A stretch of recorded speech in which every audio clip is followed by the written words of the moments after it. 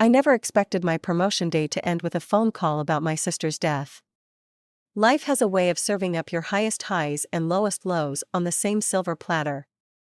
My name is Harper, and 12 hours ago, I was on top of the world. I'd just been named Senior Creative Lead at Morton & Blake Advertising, the promotion I'd been grinding toward for 3 years. The champagne was still chilling in my office mini fridge when my phone buzzed. "Is this Harper Quinn?"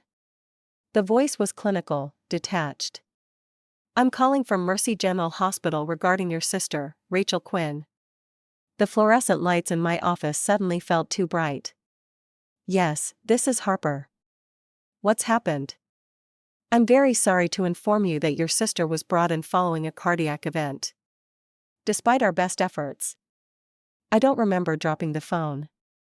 I do remember Miranda, my boss, finding me sitting under my desk 20 minutes later, hyperventilating into my new promotion paperwork. "Harper?" Security called up. "Are you?" She stopped when she saw my face. "What's wrong?" "Rachel's dead." The words felt foreign in my mouth.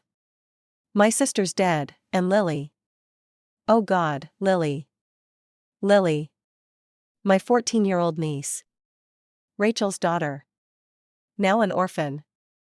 Miranda's face softened. "Go. We'll handle everything here."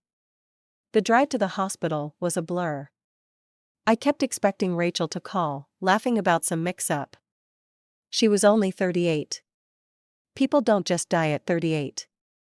The hospital corridor stretched endlessly before me, the antiseptic smell burning my nose. A social worker was waiting with Lily outside the emergency room. My niece looked small, folded into one of those awful plastic chairs, her dark hair hiding her face. "Aunt Harper?" Her voice cracked. I dropped to my knees in front of her, ignoring the bruising impact with the linoleum. "I'm here, sweetheart. I'm right here." She fell into my arms, her body shaking with silent sobs.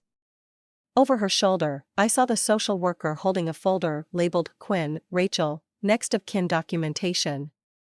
"Miss Quinn," she said gently, "when you're ready, we need to discuss temporary guardianship arrangements." Temporary.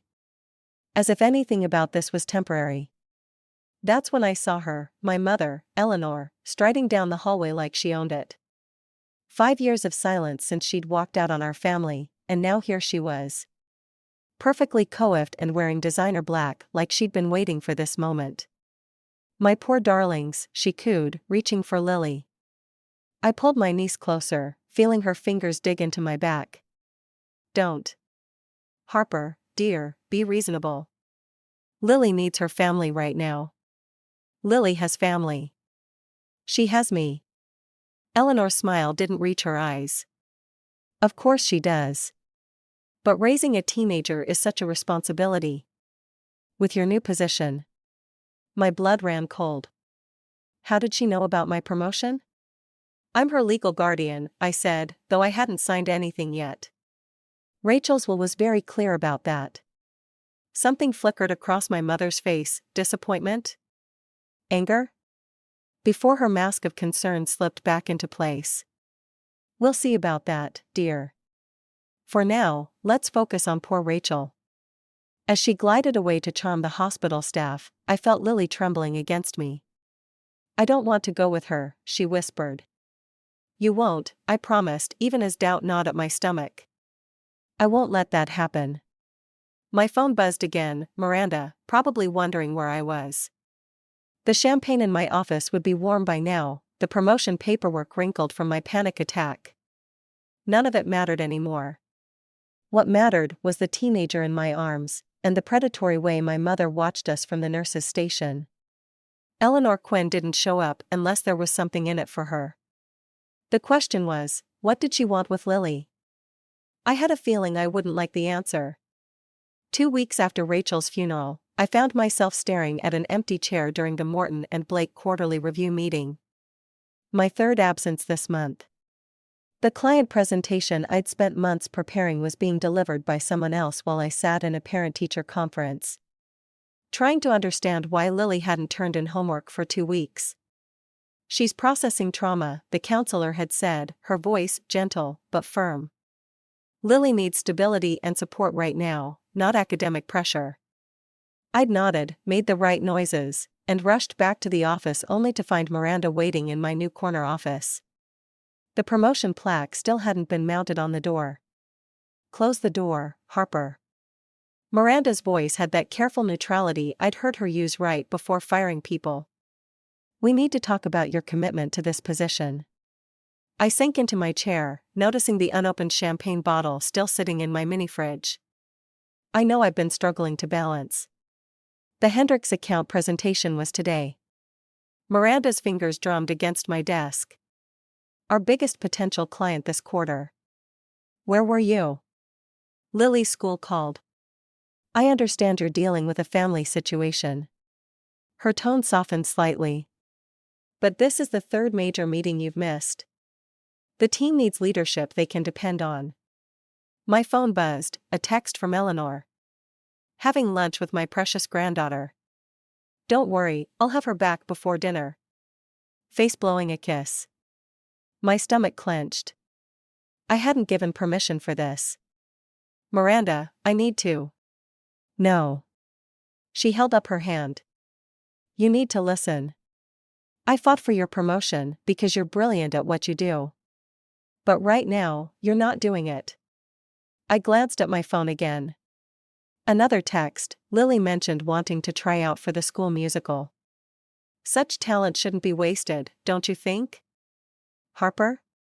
Miranda's voice snapped me back. "Are you even listening?" "I'm sorry, it's just. My mother's with Lily right now, and she shouldn't be." "She's not supposed to." "This is exactly what I'm talking about." Miranda stood, straightening her blazer. "You have until the end of the week to decide, are you a senior creative lead or a full-time guardian? Because right now, you're failing at both." The words hit like a physical blow. As she left, my phone buzzed again. A photo this time, Lily and Eleanor at some upscale cafe, my mother's arm draped possessively around my niece's shoulders. Lily's smile looked forced. I grabbed my keys, already dialing the school. "This is Harper Quinn, Lily's guardian." "Who authorized her early dismissal today?" "One moment." Papers shuffled. "Ah yes, Eleanor Quinn. She's on the approved family contact list." "What?" "No, that's impossible." "I never." "It was updated this morning. We have the signed documentation right here." My hand shook as I started my car. Eleanor had somehow gotten hold of the school forms. Had she forged my signature? The same way she'd forged Dad's signature on those loan documents years ago? I found them at Café Laurent, Eleanor's favorite spot for being seen.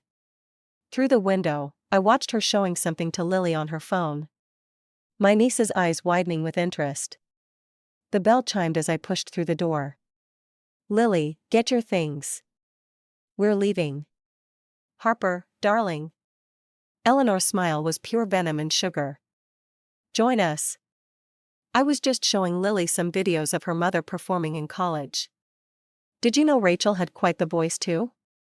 Lily looked up, surprised. "Mom never told me she used to sing." "There's so much about your mother you don't know, sweetheart." Eleanor patted Lily's hand. "So many family stories you've never heard. Stories that aren't yours to tell."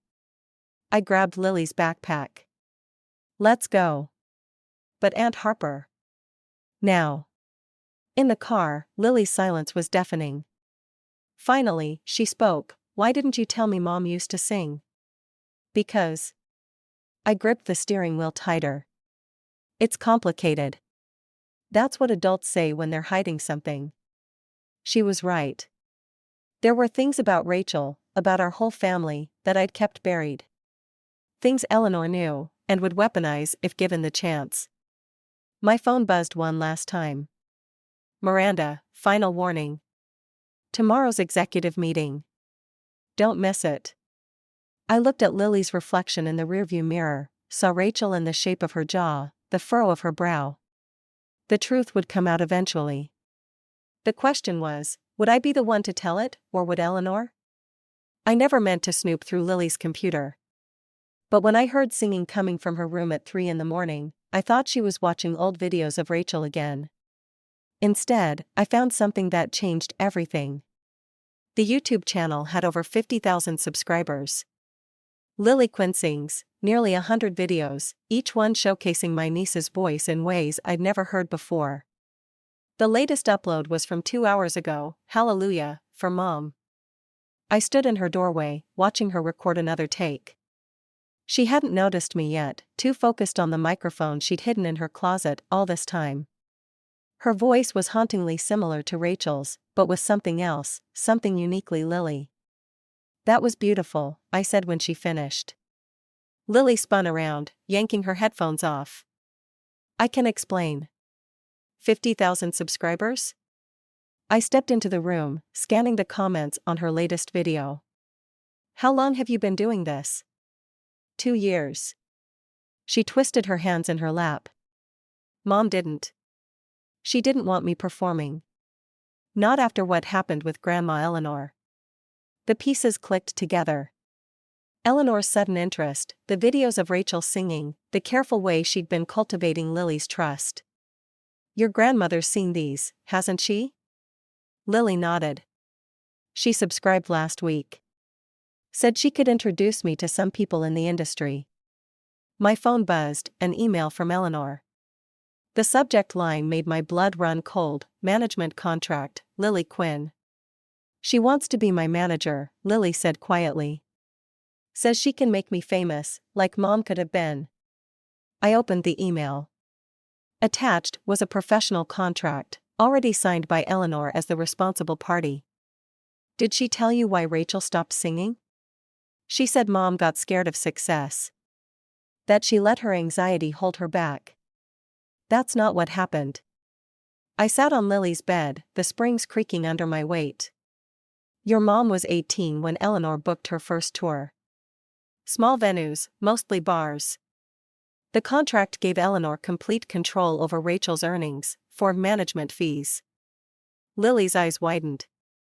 What happened? The money disappeared. Every penny Rachel earned went into Eleanor's accounts. When Rachel tried to break the contract, Eleanor threatened to sue her for breach of contract. Your mom was barely legal drinking age, performing in bars, while Eleanor lived in luxury hotels on her earnings. But Grandma Eleanor says she just wants to help me avoid Mom's mistakes. My phone buzzed again. Miranda, missed the executive meeting. Clear out your office by Friday. I should have felt devastated.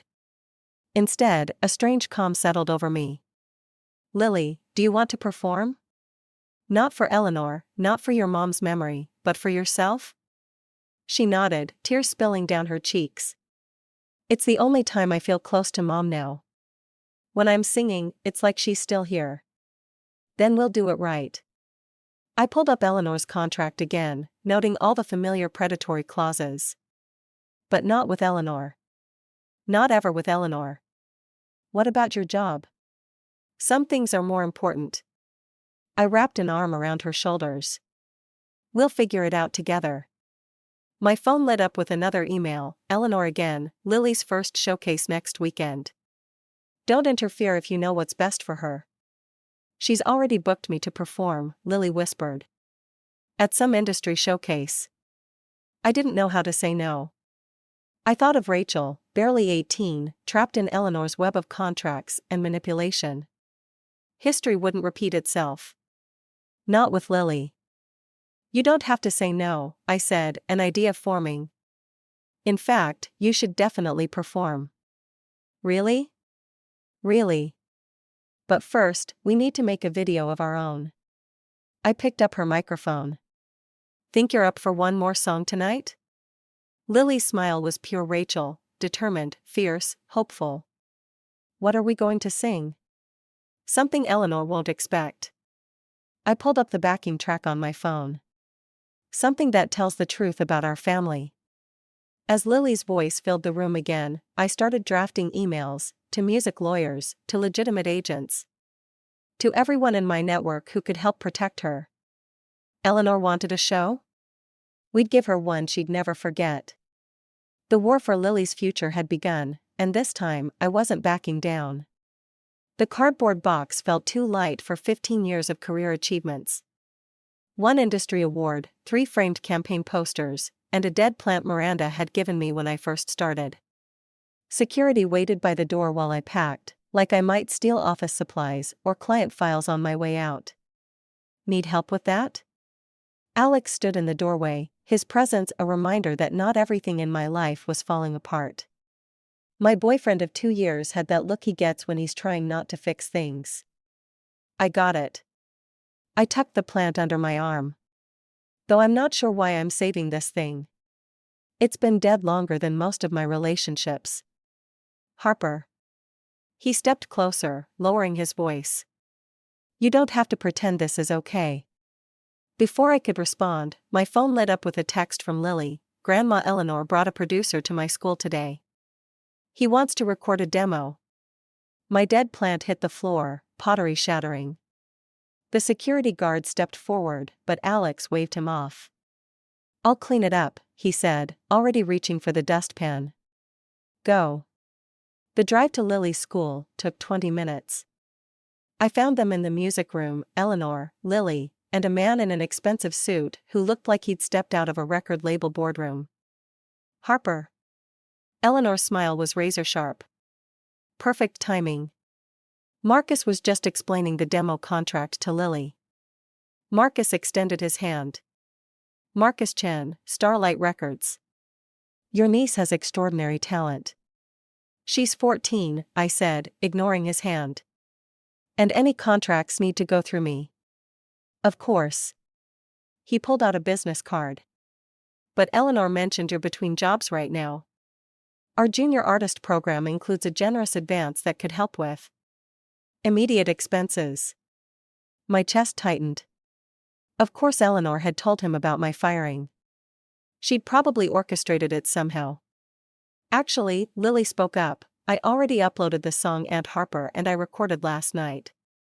It's getting a lot of views. Eleanor's smile flickered. What song? I pulled up the video on my phone, Lily, singing Rachel's old composition about broken trust and second chances. The one Eleanor had tried to bury years ago. The comment section was filled with people asking about the story behind the lyrics. Taking quite a risk there, Marcus said, studying the video. That song has history. You knew? I asked. Everyone in the industry knows about Rachel Quinn and the contract dispute of '03. It's a cautionary tale. He glanced at Eleanor. Though some versions painted differently than others. Eleanor's composure cracked. That song was under contract. You had no right.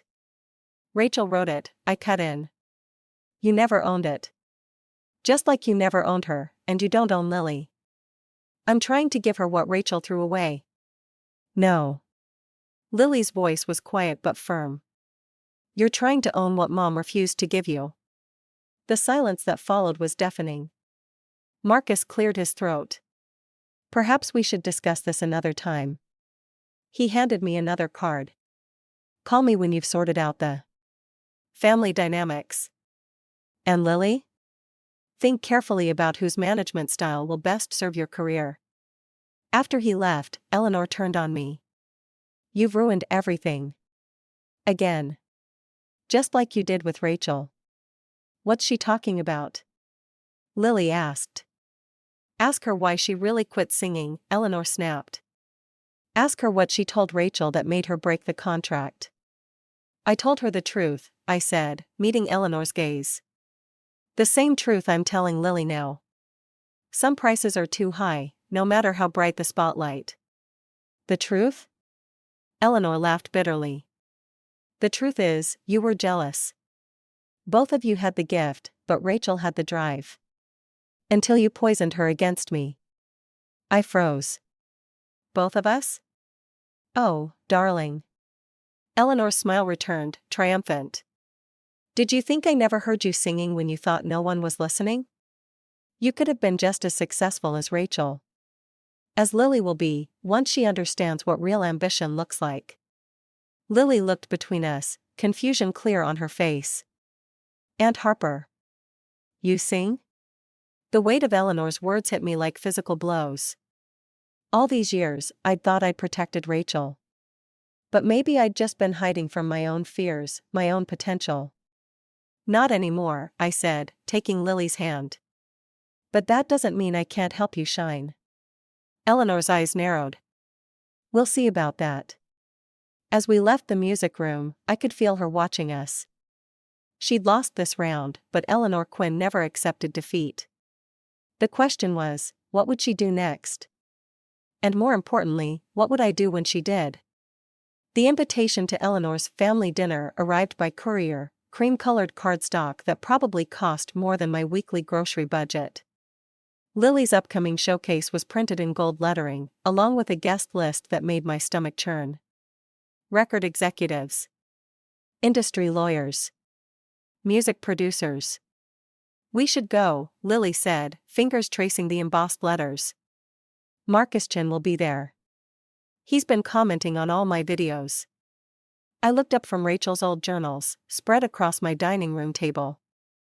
That's exactly why we shouldn't go. Eleanor's turning your showcase into a business meeting. Maybe that's not a bad thing. Lily sat beside me, glancing at the journals. What are you looking for? Evidence. I flipped through another notebook. Your mom documented everything during her contract dispute. There has to be something we can use. Use for what?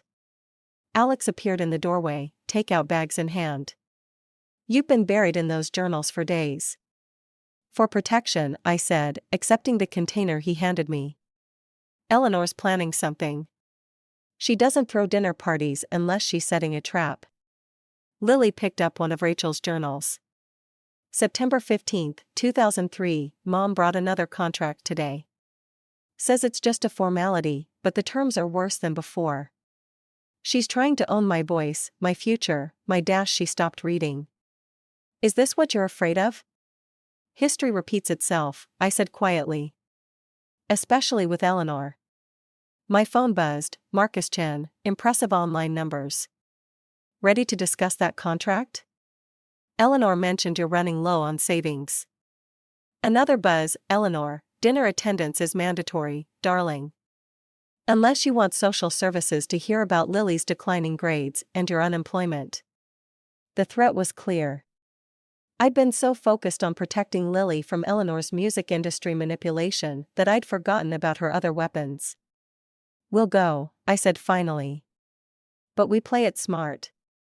No signing anything, no private meetings, no.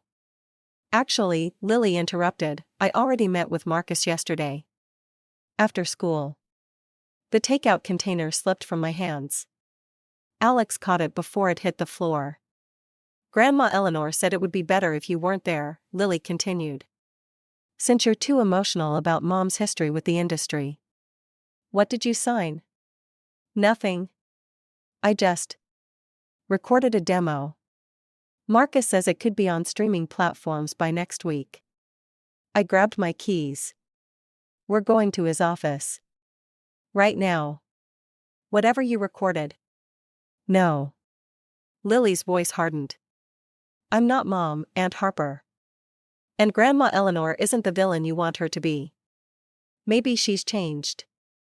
People like Eleanor don't change. They just get better at hiding their true nature.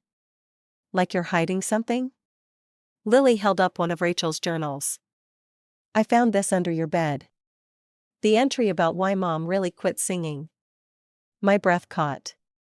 That journal, the one I'd hidden years ago, contained the truth about the night everything fell apart. The real reason Rachel walked away from her career. Lily. Mom wrote that you were there that night. That you saw everything. But you've never told me what happened. Alex touched my shoulder. Maybe it's time, Harper. If I tell you, I said slowly, you have to promise to stay away from Marcus and Eleanor until after the showcase. Lily nodded. The night your mom broke her contract, Eleanor had arranged a private performance for some executives. Rachel was supposed to sing her new songs, the ones Eleanor had claimed rights to without telling her. But when Rachel arrived, what? The executives weren't there for her music. Eleanor had promised them other things. Things no mother should ever ask of her daughter. My voice cracked. I was backstage when I overheard them discussing the real contract terms. Lily's face paled. Did Mom know? I told her everything. We left that night and never looked back. Eleanor denied it all, of course. Said we were ungrateful, dramatic. That we'd ruined everything she'd built. The showcase dinner, Lily whispered. All those executives.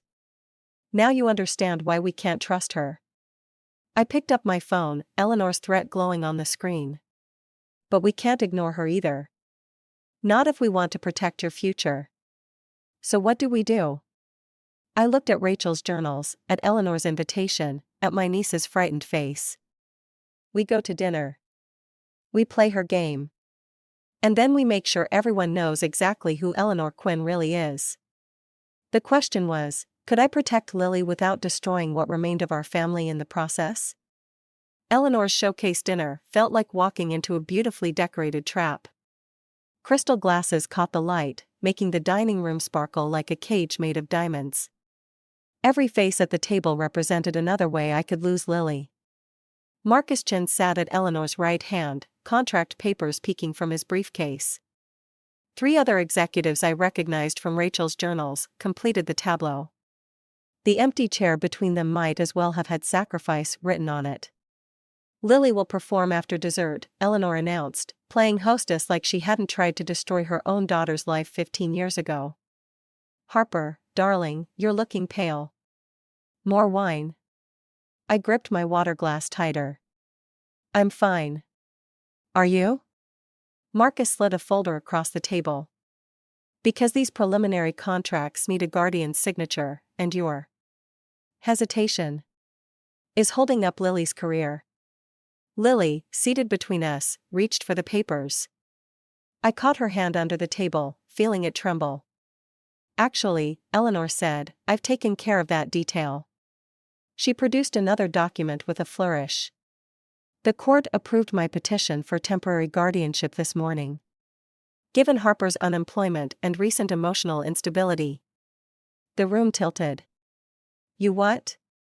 It's just until things stabilize, Marcus added smoothly.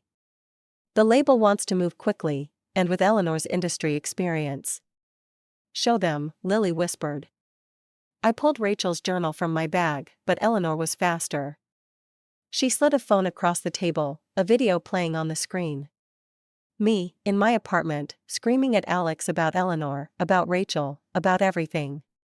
The timestamp was from 2 days ago. Emotional instability, Eleanor repeated softly. The courts take that very seriously when considering guardianship. You bugged my apartment? I protected my granddaughter's interests. Eleanor's smile was razor-sharp. Just like I tried to protect Rachel. Before you poisoned her mind with lies. Lies? I stood, my chair scraping back. Should I tell everyone what really happened that night? About the private performance you arranged? Aunt Harper, Lily tugged at my sleeve. Not like this. Yes, Harper, Eleanor's voice dripped honey-coated venom. Not like this. Not when Lily's future hangs in the balance.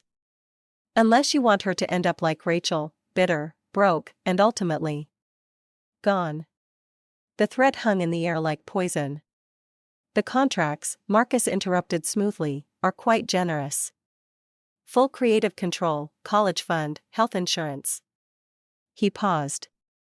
And of course, provisions for Harper's ongoing expenses. They were trying to buy me off. Just like they'd tried with Rachel. Lily, I turned to my niece, we can fight this. Rachel's journals are 15 years old, Eleanor cut in. Ancient history. Lily lives in the present, where opportunities await. Don't you, sweetheart? Lily looked between us, tears brimming. I want to sing, Aunt Harper. I want Mom to be proud. Rachel would never want this. Rachel's dead, Eleanor snapped. And you're not doing Lily any favors by clinging to old grievances. The executives shifted uncomfortably. This wasn't the elegant business dinner they'd expected. Sign the guardianship transfer, Eleanor pushed. Walk away with a generous settlement. Everyone wins. Everyone except Lily. I'm right here. Lily's voice cracked. Stop talking about me like I'm not here. Both of you. She grabbed the contract from Marcus, a pen from Eleanor. Lily, don't. Watch me. Her signature was shaky but determined. I'm doing this. For Mom. For me. Eleanor's triumph radiated like a nuclear blast. Marcus, why don't you take Lily to the music room? Let her warm up before her performance. As they left, Eleanor leaned close. You'll receive the settlement papers tomorrow. Sign them, take the money, and disappear. Just like you made Rachel disappear. Rachel died of natural causes. Did she? Eleanor's whisper was barely audible. Are you sure about that? The implication hit like a physical blow. Before I could respond, Eleanor glided away to join her guests, leaving me alone with an empty water glass and a devastating possibility I'd never considered. What if Rachel's death wasn't as natural as we'd thought? And what if I'd just lost Lily to the same person who might have orchestrated it? The toxicology report felt heavy in my hands as I walked into Eleanor's study. She sat behind her mahogany desk, reading glasses perched on her nose, reviewing what looked like tour dates for Lily's upcoming performances. I was wondering when you'd figure it out, she said without looking up. Rachel's heart condition was induced by long-term exposure to beta blockers. My voice stayed steady, despite the rage burning in my chest. The same medication you've taken for years. Circumstantial. Eleanor removed her glasses. And irrelevant, now that Lily's contract is signed. I found your old prescription bottles in Rachel's house. The ones you accidentally left during your visits. I placed the toxicology report on her desk. The dosage increased every month before she died. A door creaked behind me. Lily stood in the doorway, her performance outfit glittering under the study's lights. Her face was pale. Grandma? Don't listen to her, sweetheart. Eleanor's smile was practiced perfection. Your aunt is desperate. She's always been jealous of true talent. Tell her about the private performances, Mother. The word tasted like poison. Tell her what happens to Quinn women when they try to break free. Eleanor's mask cracked slightly. You're hysterical. Just like Rachel was at the end. I recorded our dinner conversation. I pulled out my phone. About Rachel's death not being natural. The courts might find that interesting. You'd destroy Lily's career? Her chance at everything Rachel threw away? Eleanor stood, her composure slipping. I gave you both everything. The lessons, the connections, the opportunities. The drugs? Lily's voice shook. Did you give those to Mom too? I protected her. Eleanor slammed her hands on the desk. She was going to leave, just like your aunt convinced her to before. I couldn't lose another daughter to mediocrity. The silence that followed was deafening. You didn't lose us, I said quietly. You sold us. First Rachel, then me, and now you're trying to sell Lily. It's business. Eleanor's voice hardened. Family is business. Love is business. Everything has a price. Not everything. Lily stepped forward, placing a USB drive on the desk. I recorded my showcase performance. The one you wanted me to do tonight.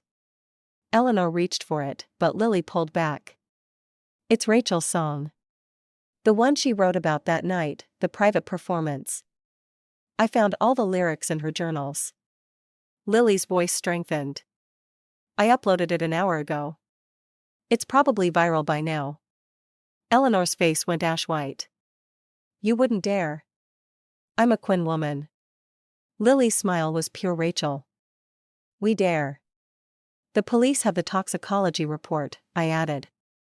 And copies of all Rachel's journals. Your choice, Mother. Walk away now, or we take everything down with us. Eleanor sank into her chair, suddenly looking every bit her 60 years. You don't understand. I did it for us. The family name is worth nothing compared to family itself. Lily moved to stand beside me. Mom understood that. Aunt Harper understands that. When will you? The contracts are void if the signatory is under investigation for murder. I pulled out one last document, a restraining order. Your choice, Mother. But choose carefully. Eleanor stared at us, her carefully constructed world crumbling. For a moment, I saw something in her eyes, regret. Fear? But then it was gone, replaced by the cold calculation I remembered from childhood. You'll regret this, she said softly. Both of you. No. Lily took my hand. We won't. As we walked out of Eleanor's study, I heard her calling her lawyers. But it didn't matter anymore. The truth was out, in Rachel's journals, in Lily's song, in the evidence we'd gathered. What happens now? Lily asked as we drove away from the mansion. I thought about Rachel, about Eleanor, about the twisted path that led us here. Now we do what Quinn women do best. What's that? We sing our own song. No matter who tries to silence us. The setting sun painted the sky in shades of hope as Eleanor's house disappeared in the rearview mirror. We had lost so much, but in fighting back, we'd found something stronger than revenge, we'd found our voice. And this time, no one would take it away. 1 year later, I stood backstage at Lily's first official concert, watching her prepare for the biggest performance of her life. Not in some sleazy bar or corporate showcase, but in a proper venue, with fans who knew every word of her songs, especially Rachel's. The dressing room mirror reflected both of us, Lily in her stage outfit, me in my new manager's blazer. Different paths, same determination in our eyes. Mom's journal arrived this morning, Lily said, adjusting her microphone. The last one. Eleanor had been sending them one by one over the past year, Rachel's private journals. Discovered in hidden spots throughout the mansion as she packed to leave for her court-mandated rehabilitation. Each one contained pieces of our family's story, written in Rachel's careful hand. Have you read it? I asked. Not yet. Lily touched the worn leather cover. I thought maybe we could read it together. After the show. A stagehand appeared at the door. 5 minutes, Miss Quinn. The crowd's energy vibrated through the walls.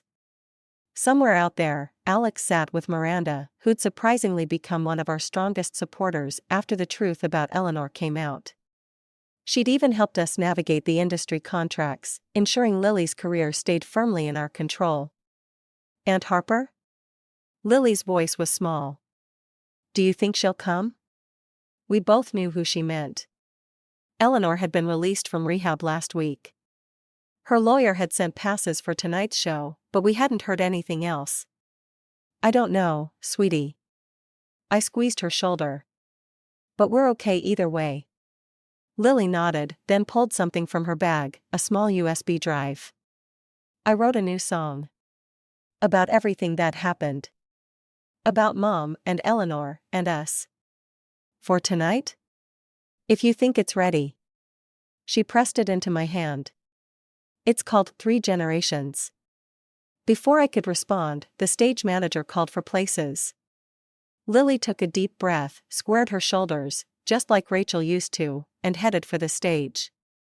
I watched from the wings as she owned the spotlight, her voice carrying Rachel's strength and her own unique power. The audience hung on every note, every word. They knew her story now, our story, and they loved her more for its truth. Halfway through the set, I spotted movement in the VIP section. Eleanor, looking smaller somehow, less polished. She caught my eye across the distance. For a moment, I saw past the manipulation and greed to something else, regret, maybe. Or recognition of what she'd lost. She lifted her hand in a small wave. I didn't wave back, but I didn't call security either. After the main set, Lily returned backstage, glowing with adrenaline. The new song? I handed her the USB drive. Your choice. Always your choice. She walked back out into the spotlight. This last song is new, she told the crowd. It's for 3 women who lost their way trying to protect each other. And for the one who taught me that real protection means letting someone find their own voice. The music started, gentle at first, then building like a storm. Lily's lyrics wove our history into something new, Eleanor's fear of insignificance, Rachel's desperate bid for freedom. My journey from revenge to understanding. And through it all, Lily's own voice, strong and clear, choosing a different path. I felt Eleanor's presence behind me before she spoke. She's better than we ever were. She's exactly who she's meant to be. Eleanor nodded, tears tracking silently down her face. Without another word, she turned and walked away. Some wounds wouldn't heal, some bridges couldn't be rebuilt. But maybe that was okay too. On stage, Lily hit the final note, not a cry of pain or triumph, but a quiet acknowledgement of truth. The audience erupted, but she looked only at me, her smile pure Rachel. The last journal sat in my bag, waiting to reveal its secrets. Tomorrow, we'd read it together, adding its truth to our story. But tonight belonged to Lily's voice, carrying all our hopes and scars into something beautiful. Sometimes protection means standing guard, and sometimes it means stepping aside. The trick is knowing the difference. Rachel had known.